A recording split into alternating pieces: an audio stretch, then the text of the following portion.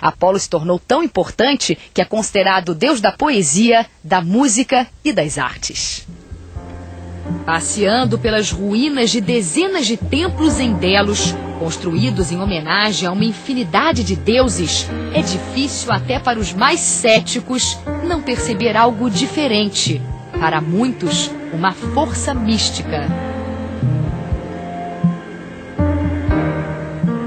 A ilha de Delos, ela é um lugar especial em termos arqueológicos, porque desde a antiguidade ela nunca sofreu a intervenção do ser humano em termos mais recentes, período moderno, contemporâneo, de serem ali produzidos ou construídas novas habitações, novos prédios.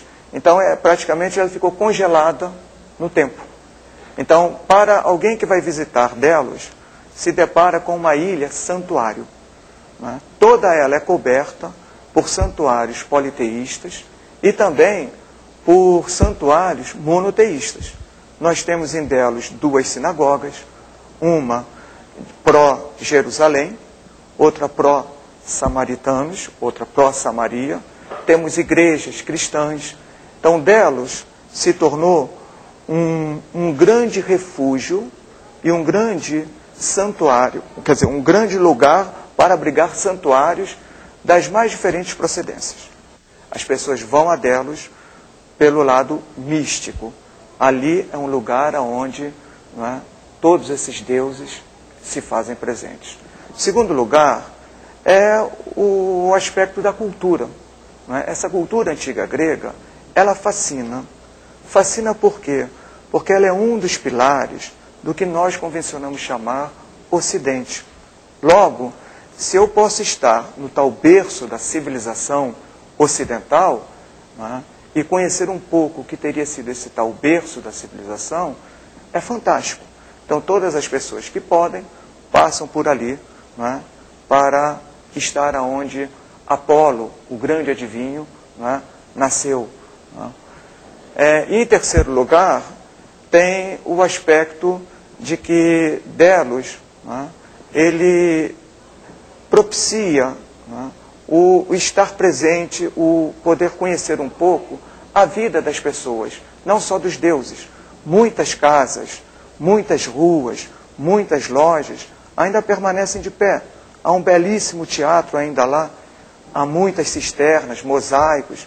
Então você pode ainda ver muito da vida cotidiana, pode fechar os olhos, não é, e imaginar um pouco o que era o dia a dia daquelas pessoas que viviam ali. Apesar da força dessa tradição politeísta do culto a muitos deuses, ao longo da história, a Grécia foi forçada várias vezes a adaptar sua religiosidade. Quando os romanos conquistaram a região, se apoderaram também dos deuses gregos, só mudando os nomes para o latim. Zeus virou Júpiter, Poseidon, Netuno, Dionísio passou a ser chamado de Baco. Mas a maioria dos cultos manteve quase todas as características originais. Os turcos bem que tentaram impor aos gregos o islamismo e chegaram até a transformar a Acrópole numa mesquita, mas não conseguiram. Tanto que hoje em dia apenas uma mínima porção da população grega é muçulmana. Em compensação, o cristianismo, este sim, se estabeleceu com uma força avassaladora. A partir do século I da nossa era, se impôs sobre as antigas tradições, graças, em parte, às pregações de São Paulo em Atenas e Corinto. São Paulo foi o grande pregador do início do cristianismo. De acordo com os relatos da Bíblia, ele esteve pelo menos 2 vezes na Grécia em meados do primeiro século da era cristã. Inicialmente não conseguiu a popularidade que esperava entre os gregos, ainda muito apegados a seus deuses. Mas com as pregações perto da Acrópole e as epístolas ou cartas a coríntios e discípulos de outras cidades, São Paulo plantou a semente do culto a Jesus e a um único Deus.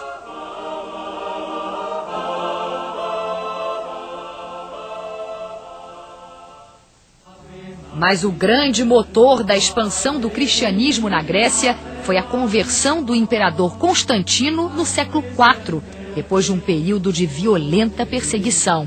De imediato, houve uma tensão entre um pensamento politeísta e o pensamento monoteísta.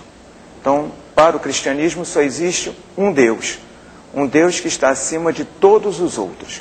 Só Ele é Senhor, só Ele pode vingar. Então, de alguma maneira, o Deus cristão vai suplantar e vai tentar mesmo eliminar Zeus, Ártemis, Atena, todas essas divindades. Então essa é uma primeira mudança significativa. Segundo traço que pode ser explicado é uma tendência do cristianismo de racionalizar uma cultura onde a presença da magia, do mágico, se fazia presente. Não que o cristianismo não fosse dotado de elementos mágicos, não que ele não seja dotado de elementos mágicos, mas esse aspecto mágico vai ser lido como milagres, em detrimento de uma ação mágica praticada por esses deuses, que vão ser lidas e entendidas como demoníaco. Um terceiro ponto seria a ideia de pecado. O politeísmo antigo grego nunca desenvolveu essa ideia, portanto, ninguém ia para o inferno, porque o inferno também não existia. Né?